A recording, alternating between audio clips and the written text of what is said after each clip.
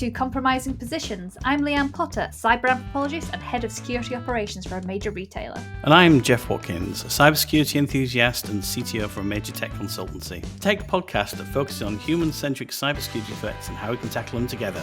In today's episode, we speak with Christian Hunt again, because he was so good we have to bring him in for part 2. And he's the founder of Human Risk, a consultancy and training firm that specialises in ethics and compliance. So check out the fantastic insights in part 1 if you've not done so already. In this episode, Christian explains that blanket bans do not work and how small acts of rebellion could be your downfall. Christian also introduces his humans frameworks and explains how it can be applied to stopping people from clicking on unsolicited emails. So you're not going to want to miss this episode if your goal in your organisation is to stop people clicking on things they shouldn't. So sit back and enjoy our second conversation with Christian Hunt on being human.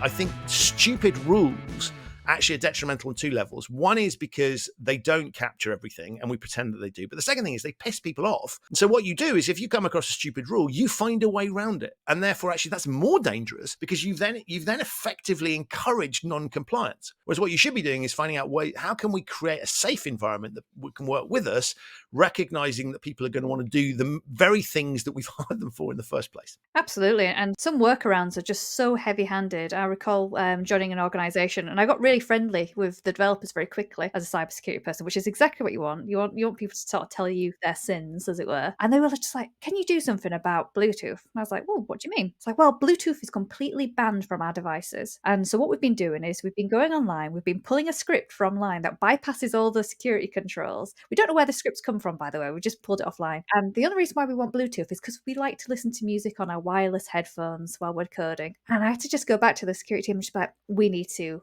lift this because this script, we have no idea what it's doing and we're actually preventing them from being productive. And there's just so many occasions in the workplace where what's the point of hiring good creative people if we don't trust them to make good decisions? Particularly in the technical space, I think we should give them, even more leeway than we would do. Sort of maybe the average user who isn't so technically minded, put a few more guardrails, a few more bits of training in place there. But people who are technically minded, that one-size-fits-all approach, I really just don't think works. And I think a lot of, we were talking about training earlier, things like security awareness, for example. When you do that once a year training, when you first start in an organisation, then once a year, every year since in your employment, it's the same training for every single person, regardless of what level you're at. And I just don't think it captures the nuances of different experiences, different expertise, and the different sort of cultural surroundings that those people are involved in dealing with your estate and the organization. So I think it's a really interesting point you were making about giving people that autonomy, because they will just turn on you and will try and do other things, and those workarounds are so much more dangerous.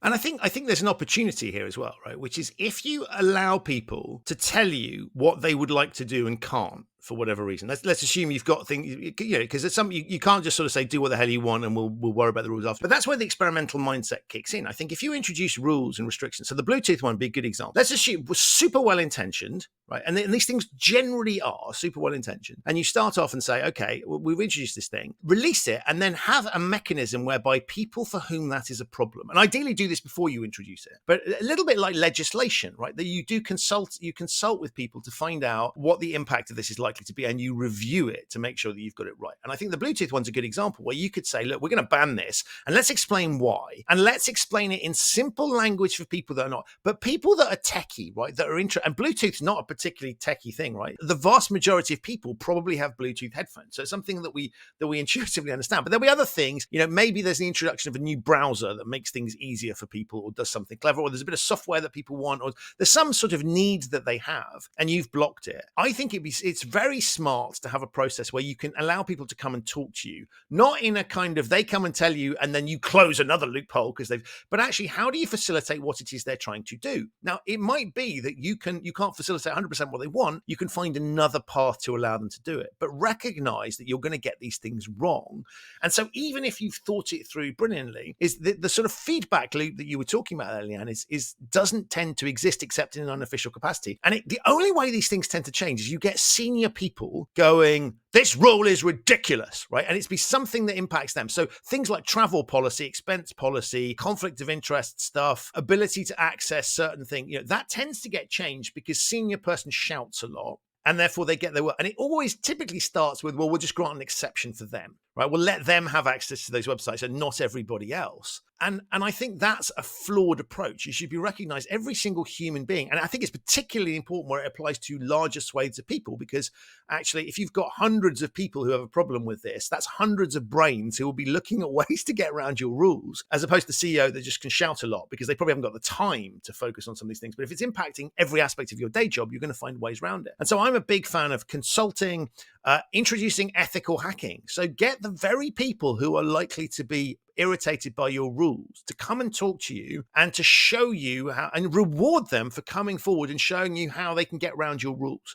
Because again, you won't have designed it perfectly, and humans are ingenious at finding ways around problems. And so I think we need to create a culture of saying, we haven't nailed this down perfectly. We need your help with this. And actually, if you come to us and give us your help, that's not going to make your life tougher. It's going to make your life easier. And people they'll come forward with all sorts of things you hadn't even realized. And that, using humans as an early warning system that way, I think is super powerful. And all of this, I think, involves around treating people like they're adults. Typically, we treat every single employee like they're the biggest master criminal out there, and they're up to no good all the time. A very small percentage will be up to no good, but what you do by chasing them is you irritate everybody else. And sometimes that's not worth doing. Catch the criminals out by other means, but work on the basis that everybody else is trying to do the right thing and is turning up to work trying to be as effective as possible. What you're describing there is a kind of a much more dynamic environment, much more agile and iterative, not trying to push it too much into a Scrum context, but much more iterative and collaborative way of working. And I think that is probably very far away from what people would imagine when they think about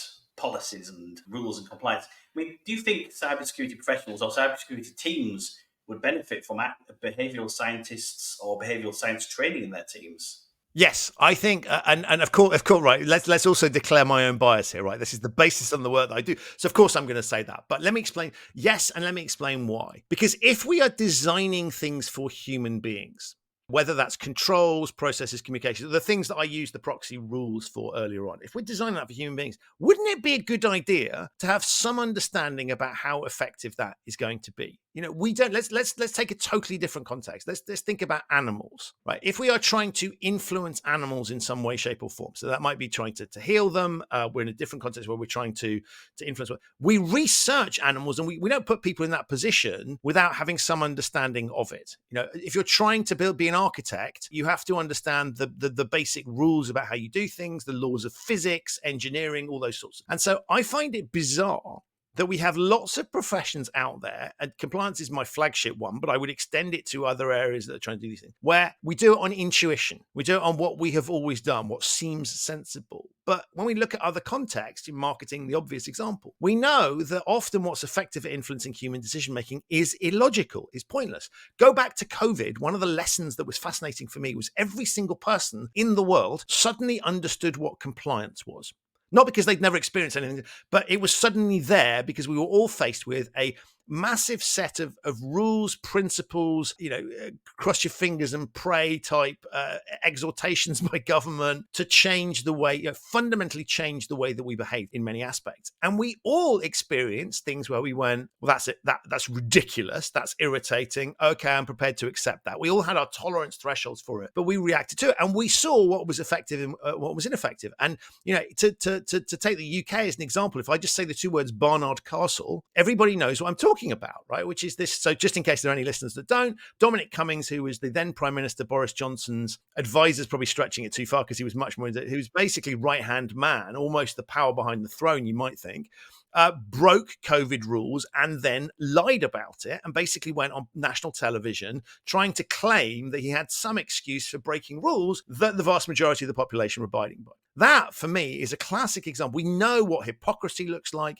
We understand those dynamics and the human dynamics behind it. And we know why that is so irritating. Not just the rule breaking, one law for them, another one for us, but the lying about it as well. Add all that together and you've got a visceral reaction to a compliance type situation. So we all understand that.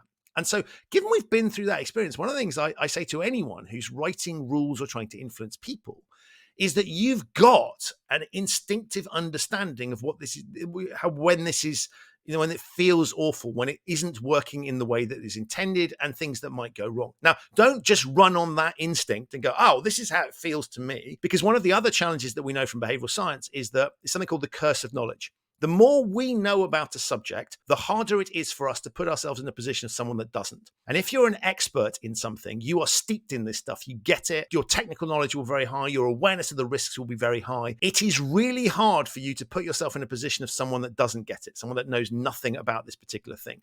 And so we mustn't run on gut instinct in that situation. What we must do is to try and find out what it is like from their perspective, put ourselves in their shoes, really tread carefully around that. But use that visceral gut reaction that you had to some aspect of the COVID dynamic and say, okay, rules as designed theoretically do not always work. We need to understand that. So if you take that, plus that recognition that you can't easily always put yourself in other situations, so you're going to make a real effort to do it, suddenly you can start to see how, if my job is trying to influence other people, that maybe having an understanding of how that works could be incredibly helpful, because it'll help me to get a better answer than if I just do it by guesswork or the thing that we've always done. And the big risk is that when things don't work out, what people tend to do is double down on what they've done before, right? So population doesn't do what we want. More training, right? More training, more controls, more reviews, more blah, blah, blah, blah. What happens if the training is the problem?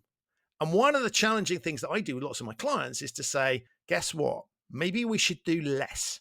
Maybe you've just done that bit too much, or do something completely different. And that feels really risky, right? Removing a control, doing less training, but that might be the answer. And so we have to be open to the fact that the approaches that we have adopted thus far, if they are not working, then maybe doing more of the same isn't the right answer. Maybe we need to try something different. And it's about kind of putting your ego aside when you're doing stuff like that, when making those hard recognitions that, yeah, maybe you're not right in this instance. And I think in terms of cybersecurity, one of the sort of mantras that you always hear in conferences, wherever you go, is the foundation of security is people, processes, and technology. But we always really focus predominantly on the tech side, kind of like this silver bullet that's going to protect us. But when it comes to the people and processes side, I think we'll do really badly at engaging people. The language we use is just horrific to describe people. If someone clicks on a phishing link, for example, quite often the mantra is, oh, well, they're stupid. It's nothing to do with the fact that maybe we haven't trained them right. Maybe we haven't prepared them for this type of attack. No, they're stupid. They clicked on the link.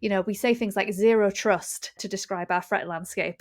That sounds great. That really is going to endear me. And we call people the weakest link. Could they be our strongest link? Which is the sort of thing I'm trying to push at the moment, is try and change that mindset of, these people are only smart at the things we teach them, tell them, show them. But if we gatekeep all that knowledge, they're never going to learn, and they're never going to be that great asset that they could be. Because going back to a point I made earlier, there's only ever a few of us in cybersecurity teams in most organizations. Unless you're a massive organization, your cybersecurity team is usually really tiny. If you have one at all, sometimes that's just ingested by the IT teams. So you've got to do a lot with a little. And, you mentioned earlier about when things go wrong, testing positives, testing negatives, how can you prove that something is working if you haven't been breached? Doesn't mean that you haven't stopped attacks, but there's just this whole sort of narrative behind that. You just have no idea. So when you're thinking about, as I say, it's people, process, technology, how do we get cybersecurity individuals to focus away from their reliance on technology to keep our organization safe and leverage our people against a common cyber threat? Yeah, so I think I'm reminded of the old joke about, there are only two industries in the world that refers to its customers as users, and that's drug dealers and the IT industry.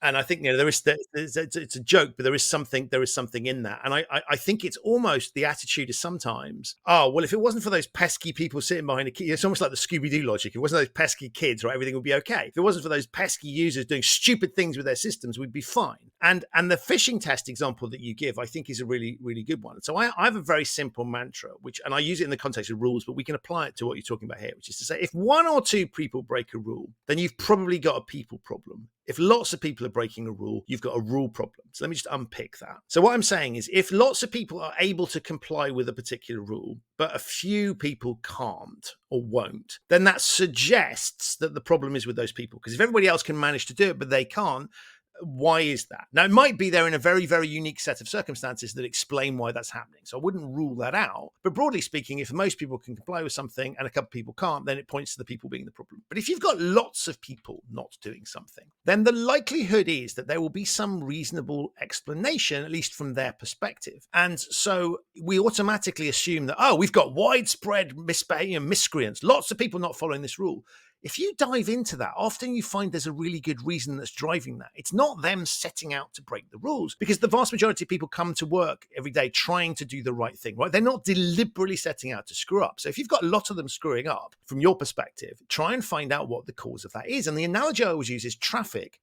Of course, we hold people accountable for when they have accidents, but when we have a stretch of road where there are lots of accidents, we don't just always sit there and blame the drivers. What we do is we look at say it's a junction, we go look at that junction and say, what is it about this junction that is causing large numbers of accidents to occur here? We always draw conclusions about what can we do to change the junction to make it safer. That's not about letting drivers off, but it's about recognizing that the environment has somehow caused the problem. The consistent factor is this particular junction or certain weather conditions or whatever it is, and therefore we change the junction to make it safer. I would argue the same thing with things like phishing campaigns. Lots of people falling for them actually might not be them being idiots. It might be that, as you say, your training is terrible. And so putting yourself in the shoes of other people and recognizing that this narrative that we often have of, oh God, someone's not done something, they're an idiot. Well, they might be an idiot, and we're all capable of being idiots on some level, but there will be some reason why they came to the conclusion that that was the appropriate course of action. Very small percentage, as I said, will be doing it to break rules. But what's fascinating about that very small percentage is that if they are deliberately setting out to do something malicious, they're probably going to be hiding their tracks.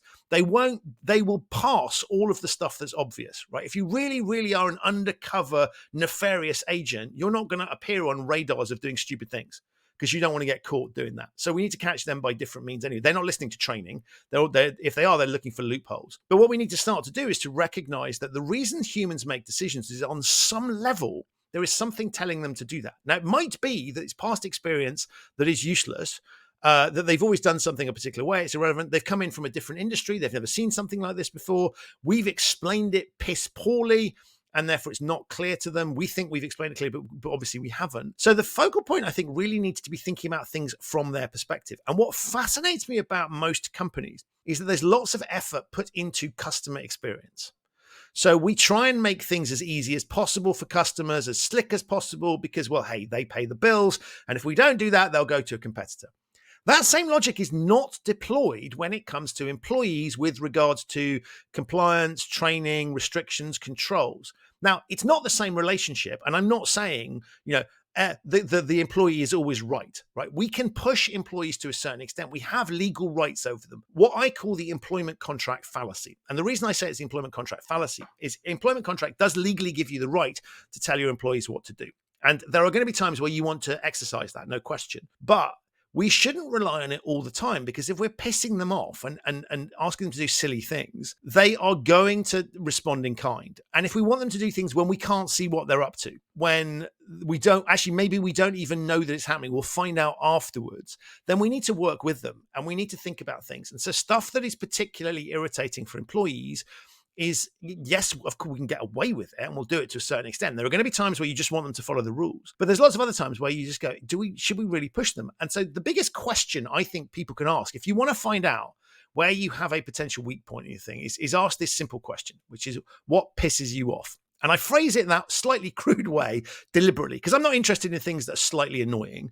I'm interested in things that viscerally irritate the hell out of you, that you do not understand or do not accept, because that is a weak point, because a rule or a law or a process that you don't respect is one you're going to try to circumvent. So that question, or a derivative of it, but it needs to be really provocative. If you get lots of people coming back with the same answer, that's a really good piece of feedback that you should action and not ignore. And it may be that you can't change the underlying process, but you can then think about, well, why do they think that? Maybe we haven't explained it properly. Maybe we can break this thing up to make it simpler. Maybe there's a one time where they need to do something that we're blocking that we could find a way through. But that is a key bit of feedback. And I think we don't listen to those people. Their views are almost irrelevant. It's a sort of take it or leave it thing. A bit like when I download a piece of software or an app, I'm required to accept terms and conditions. Right? We all just click through that stuff because there's no point in reading it, because I can't negotiate. I can't turn around to Apple or whoever and go, I don't like this, right? I just have to take it or leave it, and I want to use the software. And that mechanism, and they know that as well, right? They know no one bothers reading this stuff, but there are certain legal constraints on it. We would hope that they won't have put anything outrageous in there, and we'll hope that it wouldn't stand up in court if it ever came to it. But when we're talking about employees, we shouldn't be putting them in that position where they just treat us like a thing to be got past. We need to work with them, and that involves showing them respect. and empathy. Your book talks about the humans framework. Could you tell us and the listeners about it, please, and how you'd apply it to a typical situation in an organisation, kind of in the context of cybersecurity? Sure. So humans is one of the frameworks that's in the book, and what I've tried to do here is this is not about every single aspect that will drive human decision making, but it is a start point of some factors to consider for one of two situations. Either if you are designing something and you want to design, and by something I mean rule, training, communications, all of these things I use under the proxy of the word rules. If you're designing something, blank sheet of paper territory, you can start to think about, well, what will this feel like from the perspective of the target audience? In other words, the people that are going to have to follow this. You can also use it as a diagnostic tool where if people aren't doing what you want them to do, you can say, let's have a look at these factors and see if we can identify reasons why that might not be working. So it works both ways. And the idea behind it is there are a number of factors that we can think about that give us a sense of people's propensity to do what we want them to do, or in the case of something we're trying to stop, not to do that particular thing. And so it's an acronym, so each letter of the word stands for something different, and it's a dynamic that should set you off. So I'll take you through those very quickly, and then maybe we can think of an example to look at it. So the H of humans stands for helpful. And the idea behind that is think about from the perspective of the people you're trying to influence, so the employees, is what you are expecting or asking them to do helpful? I don't mean helpful from the perspective of the organization. I don't mean theoretically helpful from their perspective. I mean, genuinely, does this help? Does this take them further in their day or not? So if it's a health and safety thing, right, if it stops them getting killed or injured, they are more likely to, and they recognize that, they're more likely to find it helpful. It's not theoretically whether they should, it's practically whether they do. And we're talking all the time about things from their perspective. Second one is understand. And the question there simply is, do they understand it? And there's two things that you want to ask whether they understand. The first one is, do they understand what it is you want them to do? Because if you don't understand something, there is a lower likelihood of you actually being able to. You might randomly comply with the rule or requirement or do the right thing, but you might not. So the more we understand something, the more capable we are of doing it. Equally, the more capable we are of not doing it. So it's also worth that flip side. The second thing that's worth thinking about from an understand perspective is not just what they think about it, but what they think you think. And I'll unpick that. What that basically means is, if you're asking them to do something, do they think you understand what it is you are asking? Because very often we get instructions from on high that seem really, or from an authority that seem really easy, even theoretical, but are practically a pain in the butt. If I feel that you don't understand what you're asking me to do, you have no appreciation of the realities, that will potentially reduce my propensity to comply with things. So understand's a little bit complex, has all those nuances. M is manageable, which is how easy is it for somebody to do something? And we need to think about whether actually complying with this rule is going to be easy for them or not. And if something is harder, that is obviously makes it less likely that they're going to do. It doesn't mean they won't, but it's just worth recognizing and saying, is this actually a massive pain in the backside? Can they actually comply with this? And often we impose rules on people, silly rules that make sense from a theoretical perspective, but stop something legitimate from happening. And so can they actually comply with this? Does this apply in all situations, or there are times this might not apply? A is then acceptable, which is basically saying, is the rule acceptable to them? And this is not a legal question. This is a moral, ethical, sort of societal question about, do I think you have the right to tell me to? Do I think you've got the right to block me watching YouTube? Can you tell me as an employer that I can't have social media accounts? At some point, there are going to be restrictions that we put on people that they find unacceptable. Just because you can legally do it doesn't necessarily mean. The more acceptable I find it, the more likely I am to do it. The less acceptable, the less likely I am. And of course, that's a measure not just of what you're doing within the organization, other rules, but it's also other experiences people have. And we saw with COVID, government overreach.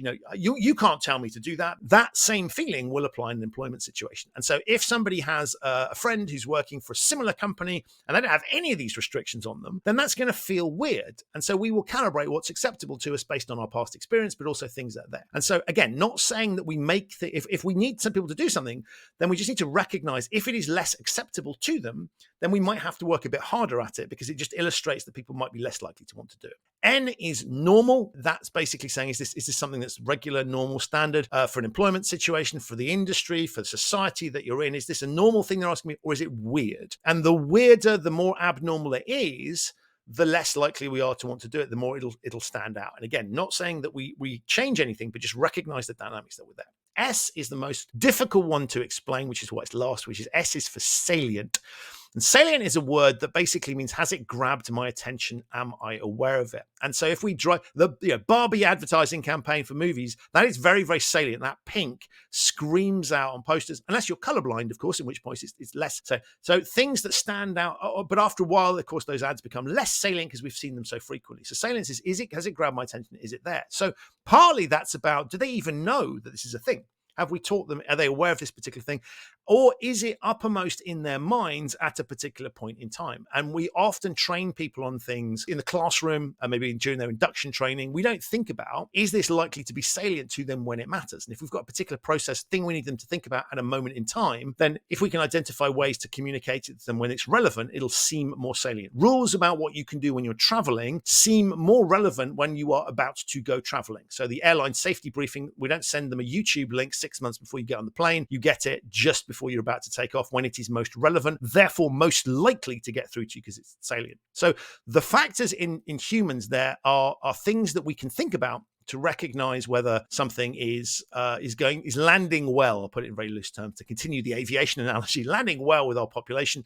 And therefore, what we can do is start to say, well, where do we have particular challenges? Now, some of these things might not apply in all situations, but we may, when we come across something that we're trying to review or design, we may say to ourselves, there are one or two of these that stand out, right? It's either particularly positively or particularly negatively. And that's where we can start to play with it and say to ourselves, what can we do? So if something is deemed to be incredibly unhelpful, it's a pain in the butt, I hate this thing, can we make it less of a pain in the butt? Or do we say to ourselves, okay, they think it's a pain in the butt, maybe I can make it feel like it's less of a pain in the butt, chunk it up, break it up, whatever. Or I might say, there's nothing I can do about it. It's the worst god-awful thing. Are there other factors I can play with? Can I move the dial elsewhere, recognizing that one can't shift? And maybe if I can make the overall burden on people feel different by making it, I don't know, it's incredibly unhelpful, but we've made it really easy for them. It's incredibly unhelpful, but we've explained to them why we have to do this, and therefore their level of understanding is increased, and therefore it compensates for it. So that's basically how it works. And people often say to me, is there a scale there? The answer is you can, but the trouble is, how do you quantify helpfulness as opposed to salience, right? It starts to become very, very judgmental. And so, if you had a scale of 0 to 100 for each, I'm not sure that one dial point of helpfulness equates to one dial point of understanding, or vice versa. It's so you can use it in that, and you can of course compare A and B and say in terms of helpfulness, which one scores higher and lower. That you can do, but within it, not particularly helpful. But so people often try and quantify it. It's not designed for that, but you can do that. So pick something that you want people to do or not do. Okay, I don't want them to click on unsolicited emails for potential risk of, could be a fish. Okay, so let's just quickly go through that. So is that rule helpful? Well, the question would be, right, what is their understanding of that particular rule? Do they know why that rule is there? And is your implementation of that rule clunky in the sense that your decision to police that is basically quarantine any email that looks at all, or you're going to remove links from emails? Mm-hmm. Right. If it's just we don't want you to do this, and you've explained to you why, and it doesn't impact my life, I might go, well, that's not, maybe it's neutral on it, or actually it's quite helpful, right? They're trying to protect us, we don't want to fall for stuff. But if you're chucking anything that looks moderately suspicious somewhere else where I may not see it, I could miss a whole load of things. If you prevent me from clicking through legitimate links, then that starts to get unhelpful. So the helpfulness piece isn't necessarily the substance, it's maybe how you've responded to it. So I judge there and say, what are we doing at the moment, or what are we proposing to do? How does that feel on a helpfulness scale? The more of a pain you are, the more you make me do extra work, the less helpful you are, the more I feel like sense of protection there. So that's helpful. You, for understanding, is a question of how well have you trained them? Have you taught them why this matters, or have you just said, don't do this? Right. And you haven't illustrated why that's a potential risk. And of course, remember, all of these things are from their perspective. So if we're looking at helpful as an example, how does it feel to me? And the understanding is a very, very personal thing. So it's not about should they theoretically, do they actually understand it? Have you got it through to them? Have you told them stories about where things have gone wrong? Have you shown them how they could lose money in their own bank account? It could, if it can impact them personally, then that's a much stronger message. So the understanding bit is again, you have to make a judgment call about it. M for manageable depends what you're asking them to do. Are you asking, do you want them to go to a quarantine box anytime anything with a link comes in? well, that starts to become less manageable than if it's just watch out when these things come through. Chances are there'll be some forms of restriction. Are you sure you want to click this link type warnings? How many of those do they have to click? How easy is it? What volume of emails are people getting? For somebody who gets very few emails, then managing the process of thinking this through is much easier than someone that's getting stacks of them. So is there a way that you can look at that and say heavy email users, or at least those getting the most, maybe we need to focus on those people separately and not burden people who pose a lower risk with some of these challenges. So manageable, again, very personal. And to your point, Leanne, we need to think about the risks that people pose. For the email thing, anybody who is receiving more emails from outside or more clickable emails, on the one hand, means they pose a greater risk because there's more of them coming in volume wise. But equally, it means that maybe they're more savvy about these things because they've seen it more frequently. The flip side of that being, of course, you get comfortable and you just, I know what I'm doing. This is not for me. I don't pay any attention. So there's a balancing act here, but the manageable will depend on their individual circumstances. Acceptable will depend entirely on what you are asking them or telling them to do as to whether they want to accept what you're saying. If it blocks emails, if it restricts what they can do, that's potentially unhelpful. I love lots of organizations have phishing buttons where you get something in, you can send it, you just click the button, it gets rid of the problem. That, I think, is a good example. I used to use that for bureaucratic processes I thought were ridiculous internally. Click it, get rid of the problem. Well, no, because I always used to say, they would say, this is not a phishing campaign, it's a serious email. I said, that can't be right because this looks so stupid and bureaucratic that it just looked like a phishing campaign to me. No serious function within this organization would send something that ridiculous. Forget it. That's a clearly phishing campaign. Right? Those people should then go on a training course, right? Because they are actually undermining your program. That is a really good proxy metric for are people aware of it, right? So they have thought about it. They know to send it to you. All of those things, brilliant, right? Tick, tick, tick. I'm not saying that you measure it absolutely and go, lots of people did that, so it's successful, but it's a good indicator that at least those people you've got through to. But I would be sending the creator of the email and the whole of that team on special training for two reasons. One is they have not thought this through, and therefore they clearly don't understand the substance of it. So extra homework for them. But the second thing is, if you're in a position to send emails like that out, you are holding in your hand a weapon of mass destruction from an undermining the cybersecurity program.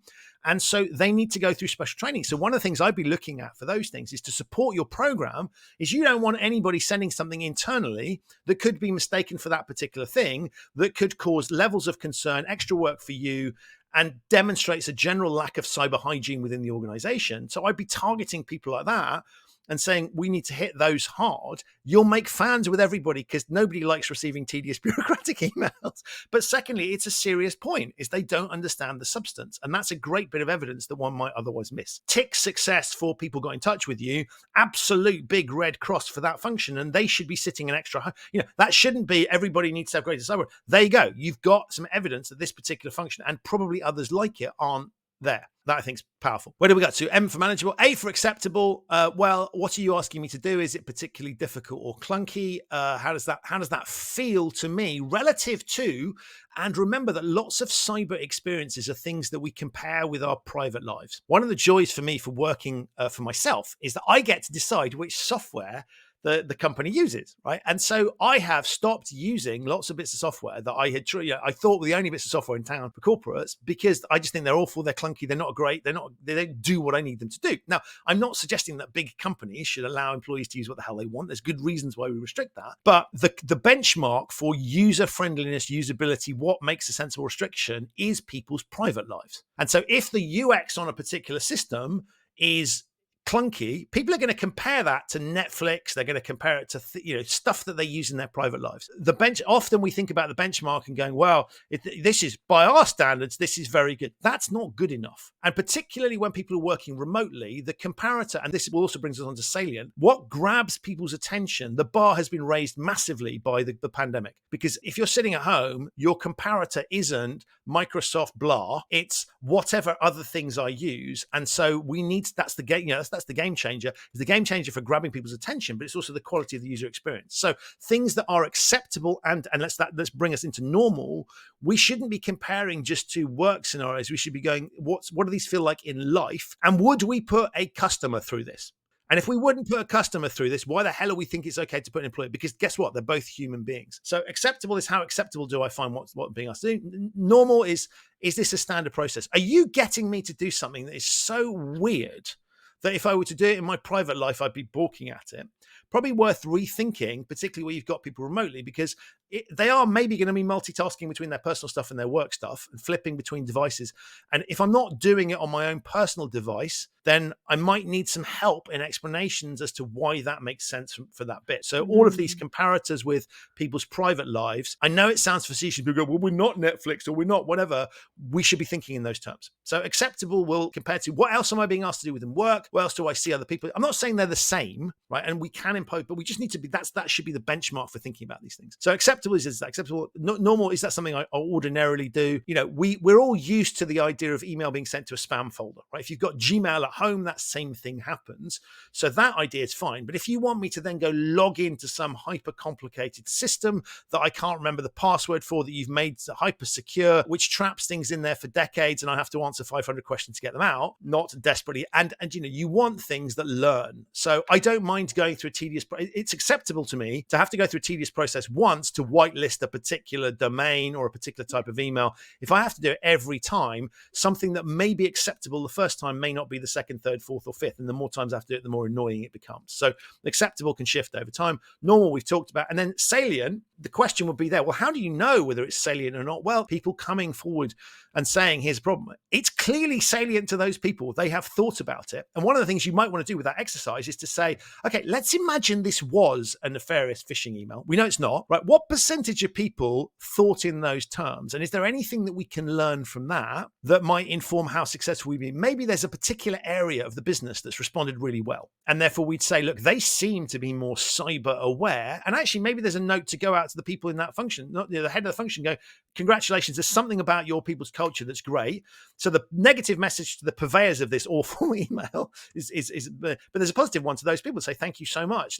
Can we learn anything about why it was more salient for those people than others? And so, that's a really good illustration. And I think that's a perfect example of where you might say, we don't need to send a phishing email to that team, because they've just demonstrated that they've got it. Let's not focus it there. Let's focus our efforts somewhere else. So we can learn things from that particular piece. But if we wanted to know from their perspective, it's like, well, what evidence do we have for them being cyber aware or not? And that's the logic that leads you to phishing campaigns. So that's a quick sort of run through of the ways that one might think about using the framework. Amazing. Now, we could talk all day, Christian, I'm sure. I definitely can. Yeah.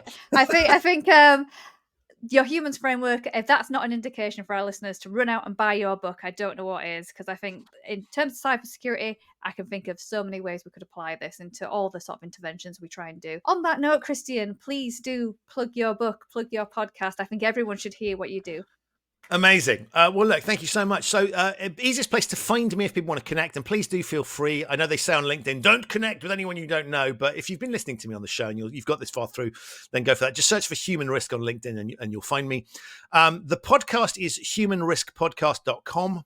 There you can find all the episodes. We're up to about 240 something episodes and a ton more in the can already. So that's going to keep going for some time. Then the book is Humanizing Rules. And if you just go to humanizingrules.com, you can read the first few chapters for free. My publisher has generously put that out there so you can get a flavor for whether it's the sort of thing you like or not. So those places, so humanriskpodcast.com and humanizingrules.com will get you well and truly into my world.